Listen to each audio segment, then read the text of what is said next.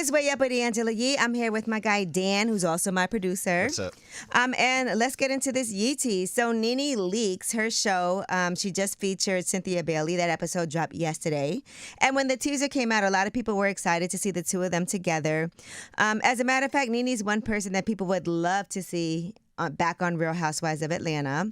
Well, here's some of what her and Cynthia had to say. And when I tell you they talked about everything from their marriages to the show to the difficulties that people don't even understand about what it's like to be in the public eye, here's what they had to say. What is your rose and thorn of being on the Real Housewives of Atlanta? Yeah, the thing I loved the most about being on the show was the check, the trips. Hello, somebody. The platform definitely launched me into all of these other places. The thing that I think that I dislike the most is just being public and people just being able to judge and poke and making your children be something that they're not, because my kids never asked to be in the industry. And, you know, I wasn't kidding when I said people really want NeNe Leakes back. As a matter of fact, Sidora was talking about how she would love to have NeNe Leakes back on the show and how she really brought a voice to Real Housewives of Atlanta. She was speaking at the Ultimate Women's Expo, and here's what she had to say about NeNe. I think when you think of Real Housewives of Atlanta, you think of NeNe Leakes. When you think of NeNe Leakes, you think of the Real Housewives of Atlanta. I feel like we are missing that voice. Listen, I just saw NeNe when I was in Atlanta for an event that I did for JP Morgan. She actually came out.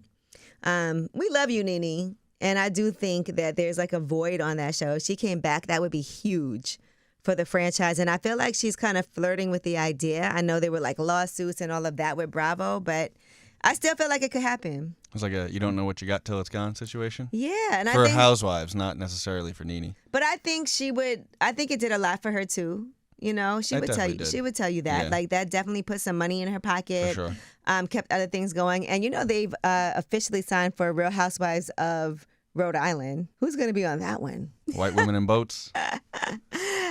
Honestly, I've been to Rhode Island because my brother went to Brown University in Providence. That's all I know about it. So I wonder what made them choose Rhode Island. There's a lot of money in that city. Okay. All right. Fair enough. Any city there's a lot of, state. Anywhere there's a lot of boats, there's a lot of money. And Newport, Rhode Island is big for that.